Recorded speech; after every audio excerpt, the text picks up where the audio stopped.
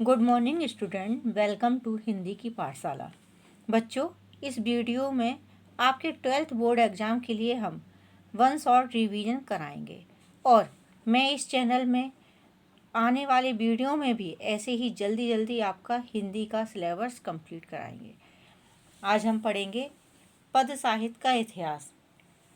बच्चों, हम आपको इसके कुछ जो पॉइंट हैं वो बताते जाएंगे जिससे आपको जल्दी से जल्दी रिवीजन होता जाए, और इसको हम आपको बोध से करवा रहे हैं तो आप आपका जल्दी हो जाएगा। तो सबसे पहले पढ़ते हैं पद साहित्य का इतिहास। हिंदी कविता का इतिहास लगभग 1000 वर्ष पुराना है। जो हिंदी कविता है उसका इतिहास क्या 1000 वर्ष पुराना है, और प्राचीन युग से लेकर आधुनिक युग तक हिंदी कविता में अनेक प्रकार की विचारधाराओं और शैलियों का प्रयोग हुआ है। जो आचार्य रामचंद्र शुक्ल थे, उन्होंने हिंदी साहित्य का इतिहास, हिंदी साहित्य का जो श्री गणेश माना है वो है 1050। तो इनके आधार से, इनके आचार्य रामचंद्र शुक्ल के आधार से इसको 4 युगों में बांटा गया है। सबसे पहला युग है आदिकाल, जिसको हम वीरगाथा काल कहते हैं। इसका जो समय है वो है 1050 से 1375 तक। फिर इसका भक्ति काल आता है दूसरा, उसको बोलते हैं पूर्व मध्यकाल। इसका जो समय है वो है 1375 से 1700 तक। फिर तीसरे नंबर पर आता है रीतिकाल। इसको क्या बोलते हैं? इसको बोलते हैं उत्तर मध्यकाल। इसका जो समय है वो है 1700 से लेकर 1900 तक। फिर आता है चौथे नंबर पर आधुनिक काल। तो इसका जो समय है वो 900 से लेकर अभी तक जो हो रहा है, जो अभी तक कविताएं जो चली आ रही हैं पद साहित्य की, वो आधुनिक काल में आती हैं। तो सबसे पहला हम आपको बताते हैं आदिकाल या वीरगाथा काल। इसका समय तो हमने आपको बताया है 1050 से 1375 तक। तो आदिकाल को हम क्या क्या बोलते हैं? आदिकाल को हम वीरगाथा काल बोलते हैं, सामंत युग बोलते हैं, चारण युग बोलते हैं। इन सारे नामों से और भी कई नाम हैं जिसको हम इसमें बोलते हैं। इसको सिद्ध सामंत काल भी बोलते हैं, इसको मिस्र बंधु भी बोलते हैं, इसको वीर काल बोलते हैं, अपभ्रंश काल भी बोलते हैं इसको। तो क्या है, ये सारे जो नाम हैं अलग अलग कवियों ने दे रखे हैं। किसी ने कुछ बोला है, किसी ने आदिकाल बोला है, हजारी प्रसाद द्विवेदी ने बोला है, चारण काल बोला है, वो उन्होंने डॉक्टर राम कुमार वर्मा ने बोला है, आरंभिक काल है जो मिश्र बंधु ने बोला है। ऐसे ही सभी ने, सारे वैज्ञानिकों ने अपने अपने हिसाब से नाम दे रखे हैं। तो इसका सबसे पहले हम पॉइंट पढ़ते हैं राजनीतिक परिस्थिति। इस युग का इतिहास देखने से मालूम होता है कि भारतवर्ष में जो छोटे छोटे राज्य में विभाजित था, जो भारतवर्ष था वो छोटे छोटे राज्य में विभाजित था। जो भारतवर्ष था, और सभी राज्यों के राजा कैसे थे? हिंदू राजा थे। और उसी समय मुसलमानों ने आक्रमण कर दिया था, शुरू हो गए थे आक्रमण करना। तो बस उनमें क्या लड़ाई होती रहती थी, एक दूसरे से लड़ रहे हैं, कहीं और लड़ भिड़ रहे हैं, राज्यों का विस्तार कर रहे हैं लड़ाई करके। तो और स्वयंवर की जो प्रथा थी, इसमें यहाँ पे क्या स्वयंवर की भी प्रथा थी।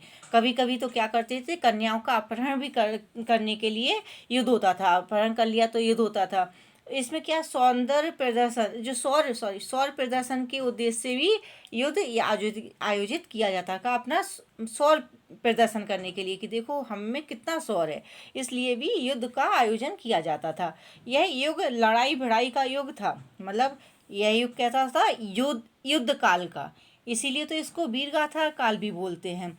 तो चारण, यहाँ पे जो चारण व भाट स्वयं सैनिक और सेनापति होते थे, और इसीलिए जो राजा के दरबारों में जो कवि होते थे, जो हमेशा क्या वीरता की कविता लिखते रहते थे, क्योंकि उन्होंने युद्ध में अपने राजाओं को युद्ध लड़ते हुए देखा था। फिर दूसरा पॉइंट है धार्मिक परिस्थिति। बौद्ध धर्म इस समय क्या बौद्ध धर्म का पतनोन्मुख हुआ था।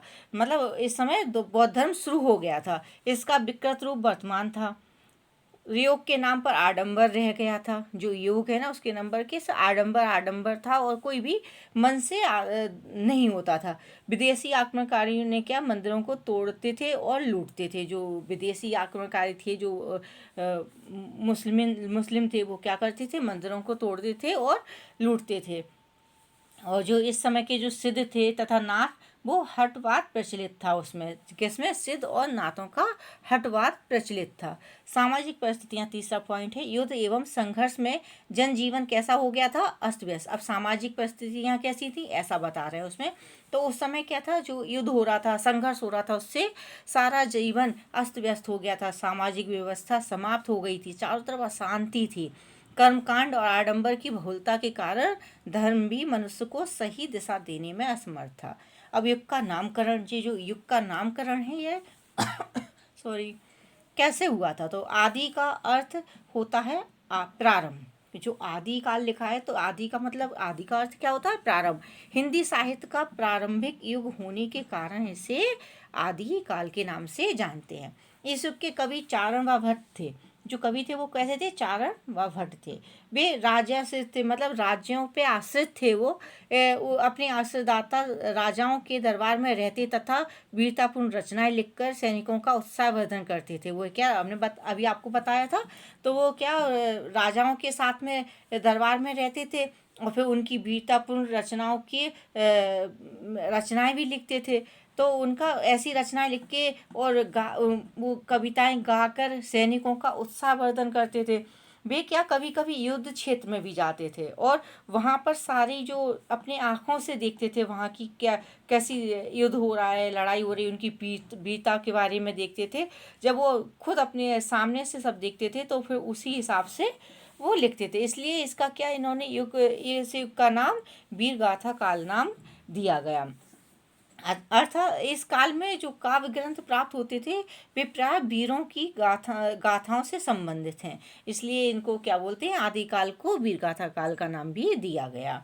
अच्छा, जो वीर काल है वो विश्वनाथ प्रसाद ने दिया था इसका नाम।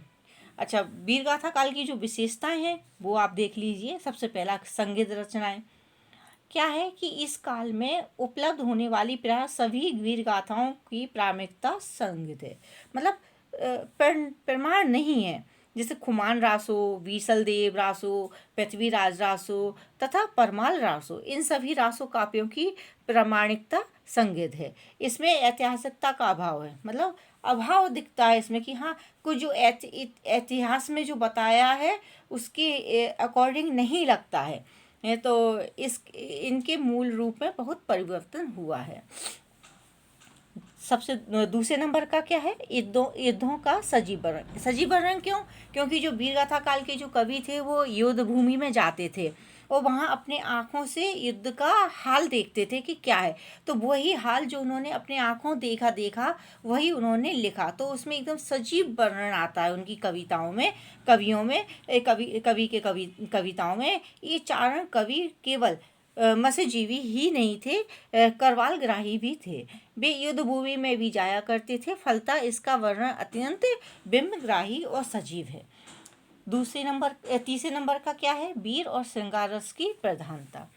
तो इसमें क्या था कि जब वो मतलब युद्ध होते रहते थे, मुसलमानों का आक्रमण हुआ था, तो जो वहाँ कवि रहते थे राजाओं के दरबार में, तो उन्होंने हमेशा वीरता के अकॉर्डिंग ही मतलब वीर गाथाओं में ही उन्होंने वीर और श्रृंगार रस का अद्भुत मतलब सम्मिश्रण है। क्योंकि वीर गाथा कविताएं लिखी हैं तो उसमें फिर वीर रस की तो मतलब स्वाभाविक है कि वीर रस तो होगा ही होगा, और साथ में श्रृंगार रस भी बहुत उसमें उनकी कविताओं में पाया जाता है।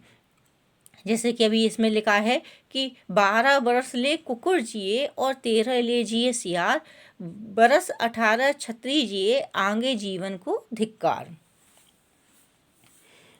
चौथे नंबर का है संकुचित राष्ट्रीयता।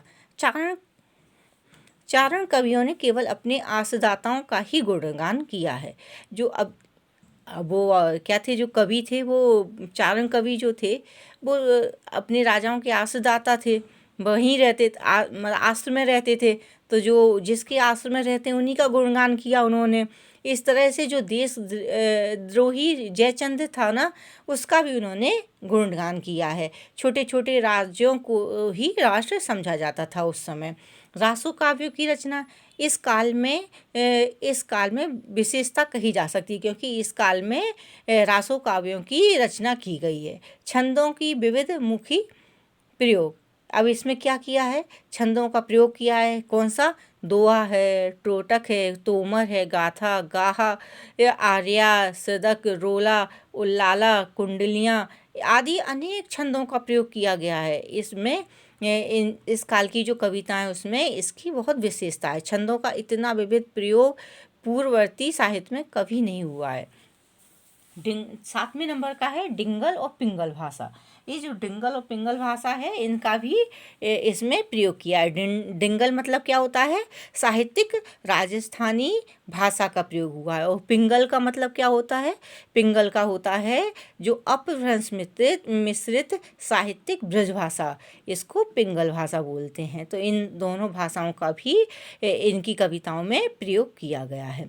जो वीर गाथा काल के जो प्रमुख कवि हैं और रचनाएं हैं उनकी भी यहाँ पे दिए हुए हैं। यहाँ ये कवि लिखे हुए हैं, इनकी रचनाएं लिखी हुई हैं। तो जैसे चंद्रवरदाई हैं, उन्होंने लिखा है पृथ्वीराज रासो। नरपति नालह, इसमें लिखा है विसलदेव रासो। दलपति विजय, खुमान रासो, जगनिक आल्लाहकंड और अमीर खुसरो पहेलियाँ और गीत। राजशेखर ने लिखा है संदेश रासक।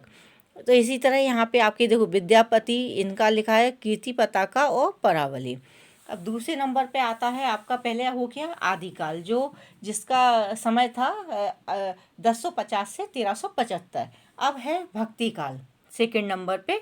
ये भक्ति काल का समय है 1375 से 1700 तक। ठीक है, तो इसका नामकरण कैसे हुआ ये बता देते हैं। क्योंकि इस काल में भक्ति परक रचनाएं हुई हैं। कैसी? भक्ति से रिलेटेड जितनी थी वो रचनाएं भक्ति से रिलेटेड हुई हैं, इसलिए इसको भक्ति काल कहा जाता है। इसको हिंदी साहित्य का स्वर्णकाल भी कहते हैं। किसको? भक्ति काल को हिंदी साहित्य का स्वर्णकाल भी कहते हैं। परिस्थितियाँ देख लेते हैं इसकी क्या है। तो इसमें क्या था, इस समय समाज की परिस्थितियाँ विषम परिस्थिति थी। हिंदू मुसलमानों में विभेद था।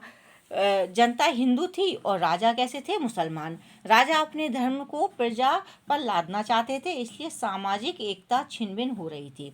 इसलिए संतों का अवतार हुआ। उसने सामाजिक एकता स्थापित करने का प्रयास किया। उनका साहित्य माध्यम बना। क्या था? अब राजा थे तो वो जो अपनी प्रजा पे हावी हो रहे थे, वो सोच रहे थे कि हमारा धर्म, हमारी प्रजा हमारा धर्म अपना ले। ठीक है, तो इसलिए संतों का अवतार हुआ और उन्होंने अपना धर्म का प्रचार प्रसार शुरू कर दिया। हिंदी भक्ति काल का विभाजन देख लेते हैं। भक्ति काल को दो भागों में बांटा गया है। एक तो निगुण भक्ति धारा और सगुण भक्ति धारा। निगुण भक्ति धारा और सगुण भक्ति धारा। निगुण भक्ति धारा को भी दो भागों में बांटा गया है। एक ज्ञान मार्गीय शाखा, एक प्रेम मार्गीय शाखा। और सगुण को भी दो भागों में बांटा है, रामाश्रयी और कृष्णाश्रयी शाखा में। तो हमें इसको भक्ति काल की विशेषता देख लेते हैं। इसके जो पॉइंट है वो हम आपको समझा देते हैं। आपको सबसे पहला पॉइंट है, भक्ति काल के साहित्य में भक्ति भावना की क्या प्रधानता है। जो भक्ति काल में जो जितने भी साहित्य थे उसमें भक्ति भावना की प्रधानता थी। काव्य पर आध्यात्मिकता का प्रभाव स्पष्ट परिलक्षित होता है। ईश्वर के सगुण और निगुण रूपों की मान्यता के कारण भक्ति धारा दो भागों में विभाजित हुई है। सभी कवियों ने समाज का उत्थान करने के लिए धार्मिक एकता से संबंधित काव्य का सृजन किया। तुलसी ने लोक कल्याण राम काव्य का सृजन किया। सूर, मीरा आदि कृष्ण भक्त जो कवि थे उन्होंने कृष्ण भक्ति काव्यों की रचना की। इस काल की जो कविता हैं वो भाव पक्ष और कला पक्ष की सुंदर समन्वय हुआ है उन्होंने। जो इस समय की जो कविता थी उसमें क्या था, भाव पक्ष भी और सुंदर पक्ष, जो कला पक्ष था उसमें उनका सुंदर समन्वय हुआ है। इस काल के कवि और इस काल में लिखा गया साहित्य विश्वविख्यात हुआ। राम भक्ति शाखा के प्रमुख कवि तुलसीदास हैं और कृष्ण भक्ति शाखा के प्रमुख कवि सूरदास हैं। तो आपको पता ही है कि जो तुलसीदास थे वो राम भगवान के भक्त थे और सूरदास थे वो कृष्ण भगवान के भक्त थे। दोनों ने ज्ञान की अपेक्षा भक्ति को श्रेष्ठ बताया है। भक्ति काल के अनेक भक्त कवियों ने मुक्तक रचनाएं लिखी हैं जो मुसलमान के सूफीदार और मुसलमान और सिद्धों और नाथ पंथियों के प्रभाव से काव्य में रहस्यवाद की प्रतिष्ठा हुई है। जायसी, उस्मान आदि कवियों ने प्रेमाख्यानक काव्य लिखे हैं। तो ऐसा देखो, इसमें क्या कई भाग हुए हैं इसके। एक तो निगुण था, एक सगुण था। तो मतलब राम भक्ति, कृष्ण भक्ति किसमें था? सगुण में थी, और जो निगुण में था वो ज्ञानाश्रयी और प्रेमाश्रयी थे। तो उसमें मतलब जायसी उस्मान थे, उन्होंने क्या किया, उन्होंने जो जायसी थे उन्होंने प्रेमाश्री में आते थे, और जो ज्ञानश्री में थे वो कवि थे, नानक थे, रैदास थे, ये कवि इसमें थे। अच्छा, अब हम निगुण भक्ति का धारा का थोड़ा सा समझ लेते हैं कि उसमें क्या क्या होता था। उसके बाद फिर निगुण शाखा की विशेषताएं, फिर सगुण का हम देखेंगे।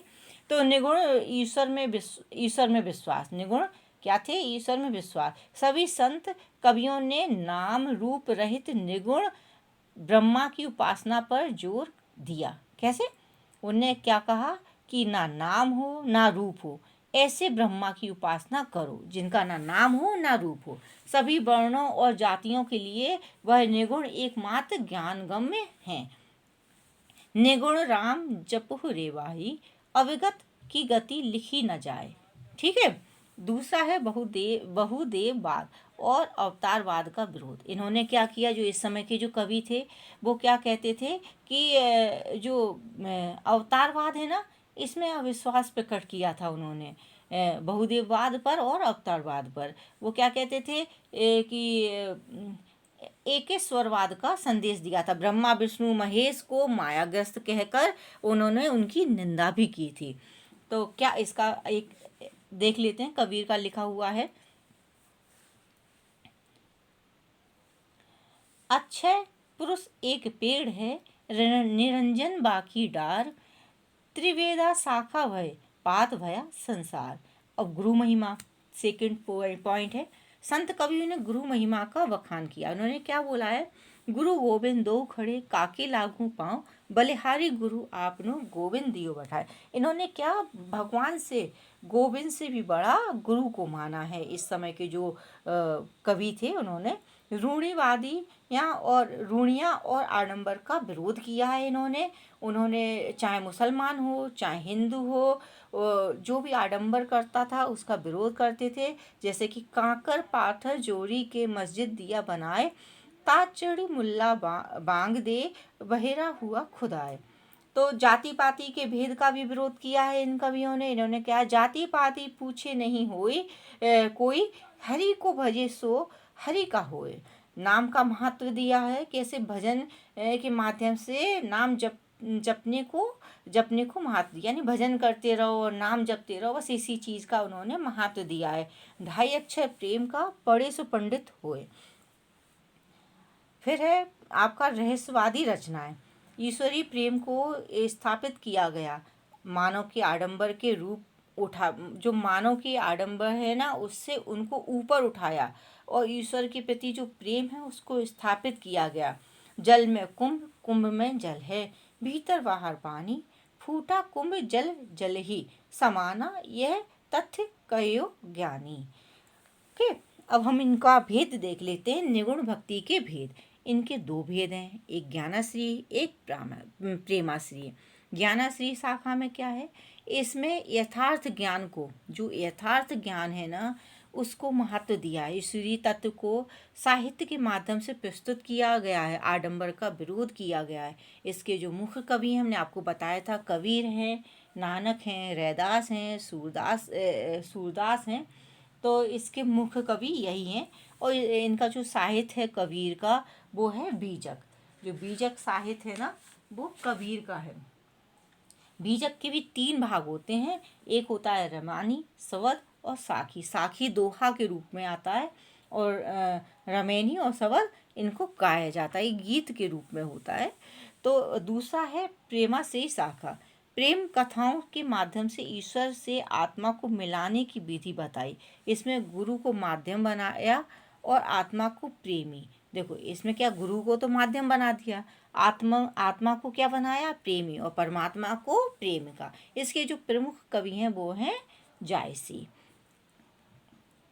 निगुण शाखा की विशेषताएं, ज्ञानश्रेयी की विशेषताएं और फिर प्रेमाश्रेयी की विशेषताएं हम आपको बताते हैं। सबसे पहली विशेषता है निर्गुण निराकार ब्रह्म की उपासना, आडंबर का खंडन, मूर्तिवाद का विरोध, मतलब मूर्तियों को नहीं पूजते थे उस समय। गुरु महिमा का बखान किया है। सुधक्कड़ी भाषा है, क्योंकि जो इस समय के जो कवि होते थे वो यहाँ वहाँ सब जगह घूमते रहते थे, तो उनकी भाषा में कई तरह की कई जगह की जो बोलियाँ होती थी, जो भाषा होती थी वो मिक्स हो जाती थी, तो सुधक्कड़ी भाषा हो गई। प्रेमाश्रेयी शाखा की विशेषताएं, आत्मा को प्रेमी और परमात्मा को नायिका बताया है। इसमें प्रेम कथा का आधार है, गुरु की महत्ता है, हठ योग की साधना है और नए प्रतीकों का प्रयोग है। इनकी रचनाएं क्या है, एक तो मलिक मोहम्मद जायसी जिसका महाकाव्य है पद्मावत, मंजन है, मंजन का क्या है मधुमालती, उस्मान है एक कवि, उनका है चित्रावली, शेख नबी है उनका ज्ञानदीप, कासिम शाह हंस जवाहर, नूर मोहब्बत का है इंद्रावती। ये सारे जो कवि हैं इनकी ये रचनाएं हैं। ये सूफी कवि कैसे थे, ये प्रेमाग्री काव्यधाराओं के आधार के स्तंभ हैं। अब है सगुण भक्ति धारा। इस भक्ति धारा में नाम रूपधारी सगुण ईश्वर की उपासना की जाती है। वैसे जो सगुण उपासक भक्त भगवान के सगुण और निगुण दोनों रूपों को मानता है। इसमें क्या है, इसमें जो सगुण है निगुण है दोनों रूपों को मानता है। कौन, भक्त। किसके रूपों को, भगवान के रूपों को। पर भक्ति के लिए सगुण रूप ही स्वीकार करता है। राम कृष्ण आदि के अवतारों की उपासना करता है और इनकी जो अवतार हैं उनका जो है उसे ध्येय मानता है, अवतारों का ध्येय मानता है कि मतलब हाँ इनके अवतार हुए हैं, और जो उनके अवतार जो भी हुए हैं उनकी वो पूजा पाठ करता है, उनकी उपासना करता है। सगुण भक्ति धारा की दो शाखाएं हैं, एक तो कृष्णाश्रयी है, एक है रामाश्रयी। कृष्णा से शाखा के कवि सूरदास, नंददास, नाभादास, नर्मोत्तम दास, मीरा, रसखान आदि, और रामाश्रयी शाखा के तुलसीदास, रामचरण दास, दिकेशव दास आदि हैं। सगुण भक्ति धारा की विशेषताएं, सगुण ब्रह्मा की उपासना। सगुणोपासक कवियों ने नाम रूपांतक ईश्वर की उपासना पर जोर दिया है। क्या कहा है इन्होंने कि हाँ ईश्वर के जो रूप है, जो नाम है, उस पर उन्होंने जोर दिया है। राम कृष्ण इनके मुख्य उपास्य देव हैं, मतलब इनके मुख्य देव हैं जिनकी वो उपासना करते हैं, जिनकी वो भक्ति करते हैं। अवतारवाद में इन्होंने विश्वास दिखाया है। विष्णु के जो 10 अवतार हुए हैं उन पे विश्वास है, उनने उपासना की है। इन कवियों की धारा में भगवान लोक रक्षा, धर्म रक्षा के लिए युग युग में अवतार ग्रहण करते रहते हैं। मतलब ये कवि मानते हैं कि लोक रक्षा के लिए और हमारे धर्म की रक्षा के लिए भगवान युग युग में, हर युग में अवतार लेते हैं। लीला गान, देखो सूर, तुलसी आदि सभी कवियों ने अपने देवों की लीला का भी गान किया है। यह संसार का प्रपंच राम कृष्ण की लीला की अभिव्यक्ति है। मतलब जो उन्होंने इतनी उनकी जो बाल लीलाएं, सूर जो है ना सूरदास, उन्होंने तो इतनी अच्छी बाल लीला, अपनी भगवान की बाल लीला के बारे में वर्णन किया है कि मतलब वो संसार में प्रसिद्ध हैं। इसलिए नाम महिमा, सगुणोपासक कवियों ने नाम स्मरण, कीर्तन, भजन को बहुत महत्व दिया। मतलब नाम का स्मरण करते रहो, कीर्तन करो, भजन करो, इन सब चीज़ों को बहुत महत्व दिया है। इसका आपको देख लेते हैं। एक दोहा तुलसी का है, भाव को भाव अलख आलसु, नाम जपत मंगल दिसहु। गुरु महिमा, संत कवियों की तरह इन्होंने भी गुरु को गोविंद से ही बड़ा ही बताया है। फिर भी गुरु महिमा की अवहेलना यथार्थ की है। कैसे? इन्होंने क्या कहा है, गुरु को गोविंद से भी बड़ा नहीं बताया। वहाँ पे गुरु को बड़ा बताया था, लेकिन यहाँ पे इन्होंने गोविंद को ही बड़ा बताया। लेकिन फिर भी क्या, इन्होंने सब जगह गुरु की महिमा की है। जहाँ भी इनको मिला है वहाँ उन्होंने गुरु की महिमा का वर्णन किया है। जैसे बंदो गुरुपद पदुम परागा, सुरुचि सुवास सरस अनुरागा, बिनु गुरु ज्ञान न होई। ज्ञान से भी अधिक भक्ति को महत्व, इन्होंने क्या किया है, ज्ञान से भी अधिक भक्ति को महत्व दिया है।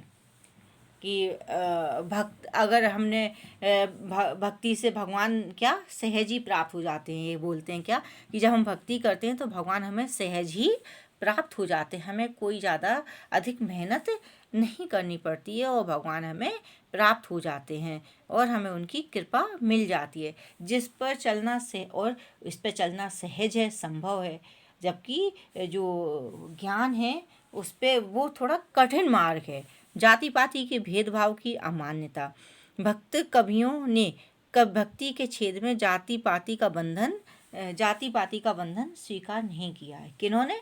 भक्त कवियों ने भक्ति के क्षेत्र में जाति पाति का बंधन स्वीकार नहीं किया है। इन्होंने क्या कहा है? इन्होंने कहा है भक्त सिर्फ भक्ति करता है, उसे भक्ति करने का अधिकार है, उसे उससे वंचित नहीं किया जा सकता है, फिर वो किसी भी जाति पाति का हो। लोक कल्याण की भावना भी इस साहित्य में मिलती है। इसमें आदर्श गृहस्थ आश्रम की कल्पना की गई है और लोक जीवन की झांकी प्रस्तुत की गई है। इस धारा के जो कवि हैं और रचनाएं उनको भी देख लेते हैं। सूरदास, इनकी रचनाएं सूरसागर, सूरसारावली, साहित्य लहरी, तुलसीदास की रामचरितमानस, कवितावली, दोहावली, मीरा के पद। अब हम इसका तीसरा काल देख लेते हैं, रीतिकाल। इसका जो समय है वो है 1700 से 1900 तक। रीतिकाल इसको क्या रीतिकाल, उत्तर मध्यकाल भी इसको बोलते हैं। ये सारे जो काल हैं वो रामचंद्र शुक्ल के अनुसार बताए गए हैं। तो अब हम इसको भी पढ़ लेते हैं। जिस प्रकार भाषा के पश्चात व्याकरण बनता है, उसी प्रकार साहित्य निर्माण के पश्चात लक्षण ग्रंथ बनते हैं। इन्हें रीति ग्रंथ, जो लक्षण ग्रंथ है ना, उन्हें रीति ग्रंथ भी कहते थे। रीति का अर्थ अर्थात रस, अलंकार, गुण, ध्वनि और नायिका भेद आदि आधार पर लेकर रचे जाने वाले जो रीति काव्य की प्रधानता रही है, उनको हम क्या कहते हैं, रीतिकाल कहा गया है। रचनाओं में श्रृंगार रस की प्रधानता है। श्रृंगार काल भी इसलिए इनको क्या कहते हैं, इनको श्रृंगार काल भी कहते हैं। प्रत्येक कवि ने आचार बनने की लालसा में कोई ना कोई लक्षण ग्रंथ अवश्य लिखा है। मतलब इस समय के जो कवि थे वो आचार बनना चाहते थे, इसकी लालसा में उन्होंने हर किसी ने कोई ना कोई एक लक्षण ग्रंथ अवश्य लिखा है। रीति विषय पर सर्वप्रथम कलम चलाने वाले आचार्य केशवदास थे। इसके जो प्रमुख कवि थे वो थे केशवदास, किसके, रीतिकाल के, जिन्होंने अलंकार संप्रदाय को अपनाया था। रीतिकाल की जो विशेषताएं हैं वो पढ़ लेते हैं हम। रीतिकाल की जो प्रमुख विशेषताएं हैं वो है ये आचार्य प्रदर्शन की प्रवृत्ति। मतलब आचार बनना चाहते थे, बताना चाहते थे कि हम आचार हैं, इसलिए उसकी प्रवृत्ति ज़्यादा थी वो प्रदर्शन की, क्या कि हाँ आचार बताने के लिए। इस काल की प्रमुख विशेषता कही जाती है। इस काल में प्राय सभी कवि पहले आचार बनना चाहते थे, कवि बाद में। इसलिए इनकी कविता में जो पंडित होते हैं ना, उनकी जो बहुत कठिन भाषा होती है, उस टाइप की जो मतलब टिपिकल भाषा होती है, वो पंडित से भार से दबी हुई थी। श्रृंगार प्रियता इस काल की दूसरी प्रमुख प्रवृत्ति है और सभी कवियों ने श्रृंगार में अतिशय रुचि दिखाई है। यह श्रृंगार इस श्रृंगार वर्णन का इतना बढ़ गया था कि इन्हें अश्लील कोटि तक पहुंच गया था। जैसे देखो, इसका एक उदाहरण देख लेते हैं हम, एक दोहा देख लेते हैं। काम झूले उर में, रोशनी में दाम झूले, श्याम झूले प्यारी की अनियारी अखियन में। अलंकार प्रियता इस काल में की अलंकारिकता या चमत्कार प्रदर्शन तीसरी प्रमुख प्रवृत्ति। अनुप्रास की छटा, यमक की झलक, श्लेष, उत्प्रेक्षा, उपमा आदि अनेक प्रकार के अलंकारों का इसमें चमत्कारिक रूप से इस रीतिकाल की कविताओं में प्रस्तुत किया है। जैसे गज गज गाजे गगन घन कंवार के, ठीक है। चौथा इसका है, चौथी विशेषता इसकी हम बोलते हैं भक्ति और नीति। रीति काल में भी भक्ति और नीति संबंधी रचनाएं मिलती हैं, किंतु इसमें शुद्ध भक्ति भाव नहीं है, अपितु राधा कृष्ण सुमरन के बहाने रीझने और रिझाने की कविता। भक्ति काल नहीं है इसमें, मतलब जो शुद्ध जो भक्ति भाव होता है ना, वो नहीं है फिर भी। लेकिन रीति काल में इन्होंने क्या बताया, राधा और कृष्ण को एक प्रेमी प्रेमिका के रूप में प्रस्तुत किया है। जैसे कोई रीझ रहा है, कोई रिझा रहा है, इस तरह से उन्होंने कविता को बनाया है। जैसे रीझी है सुकवि जो तो जानो कविताई, नहीं तो राधिका सुमिरन को बहानो है। ब्रजभाषा की प्रधानता, अब इसमें क्या है, इसमें इन्होंने इनकी जो रचनाएं हैं उसमें साहित्यिक ब्रजभाषा का प्रयोग किया गया है। मधुर ब्रजभाषा रीतिकाल के राग्यात्मक भावों को, और मतलब वर्णन मैत्री है, शब्द गति है, इसमें अनेकार्थकता है, व्यंग है, आदि कई तरह की जो विशिष्टताएं हैं वो सब इस काव्य भाषा में युक्त है। लक्षण ग्रंथों का निर्माण, रीतिकाल में जो कवि हैं वो आचार कर्म भी संपादित हो रहे हैं। मतलब वो चाहते हैं कि हम पहले आचार हों और फिर उसके बाद कवि हों, तो इस चक्कर में उन्होंने सभी ने लक्षण ग्रंथ लिखे हैं। तो इनके अब उसमें लिखा है कि कवि बनना है, लेकिन उसके पहले हमें आचार बनना है। आचार बनने के लिए एक ना एक तो लक्षण ग्रंथ लिखना जरूरी है। जीवन दर्शन, रीतिकाल की कविता में राष्ट्रीय भावना की अभिव्यंजना नहीं मिलती है, भोगवादी प्रवृत्ति मिलती है। जैसे कि डॉक्टर भागीरथ मिश्र के शब्दों में कैसे उन्होंने बोला है, ऐसा लगता है कि रीति कविता के रचयिता यौवन और वसंत कवि हैं।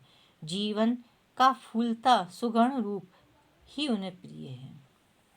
रीतिकाल के जो कवि हैं वो हैं यहाँ पे लिखे हुए हैं, रचनाएं लिखी हुई हैं, तो आप इनको देख लीजिए। केशवदास हैं, रामचंद्रिका, मतीराम, फूल मंजरी, रसराज, मतीराम माधुरी, ललित ललाम और साहित्यासार। देवदत्त है, देवदत्त भाव विलास, अष्टयाम, प्रेमचंद्रिका, भवानी विलास। बिहारी लाल, बिहारी सस्सई, चिंतामणि त्रिपाठी, इनका है रस मंजरी है, इसका काव्य प्रकाश है, काव्य विवेक है। घनानंद, इनका है सुजान सागर, विरह लीला। भूषण, इनका शिवराज भूषण है, और छत्रसाल दशक, और ऐसे कई इनकी रचनाएं हैं। अब आता है हमारा चौथा आखिरी, वो है आधुनिक काल। इसमें इसका जो संवत काल है ये 1900 से लेके अभी तक जो चालू है। ओके, इसको भी हम देख लेते हैं। इसको आधुनिक हिंदी कविता का प्रारंभ संवत क्या है, 1900 से माना जाता है। यह काल अनेक दृष्टियों से महत्वपूर्ण है। इस काल में हिंदी साहित्य का चाहुमुखी विकास हुआ है। यह काल हिंदी साहित्य की अनेक प्रवृत्तियों एवं परिवर्तनों को लेकर उपस्थित हुआ है। इस काल में धर्म, दर्शन, कला एवं साहित्य सभी प्रति अन्य दृष्टिकोण का आविर्भाव हुआ है।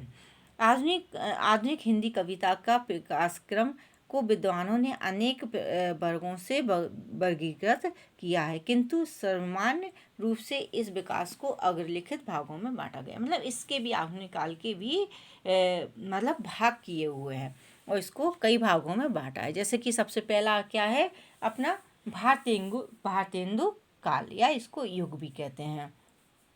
फिर दूसरा है द्विवेदी, फिर तीसरा है छायावादी, फिर चौथा है प्रगतिवादी, फिर है प्रयोगवादी, फिर है नई कविता। इनके भी टाइम है, जैसे कि भारतेंदु का है 1850 से 1900 सन, फिर द्विवेदी का है 1900 से 1920, फिर छायावादी का है 1920 से 1936, फिर यहाँ 1936 से 1943, फिर 1943 से 1950, फिर 1950 से लेके नई कविता का जो है वो अभी तक चला आ रहा है। तो बच्चों अभी हमने आपको मतलब पद साहित्य का जो इतिहास है वो हम आपको पढ़ा रहे थे। और अभी ये पूरा नहीं हुआ है वीडियो, काफ़ी लंबा हो जाएगा, इसलिए हम इसको यहीं रोक रहे हैं। और आधुनिक काल का जो है पूरा विवरण जो दिया हुआ है वो हम आपको नेक्स्ट वीडियो में बताएंगे, उसको समझाएंगे। तो आज हमारा इतना मतलब पद साहित्य के जो काल थे, आदिकाल, भक्ति काल, रीति काल, ये तो कंप्लीट हो गए हैं। एक है हमारा आधुनिक काल, इसको हम अब बाद में नेक्स्ट वीडियो में कंप्लीट कर देंगे। तो ये हमारा चैप्टर, अभी ये टॉपिक है, ये कंप्लीट हो गया। थैंक यू बच्चों, thank you very much. Keep learning and don't forget to link like, comment and subscribe to Hindi की पाठशाला।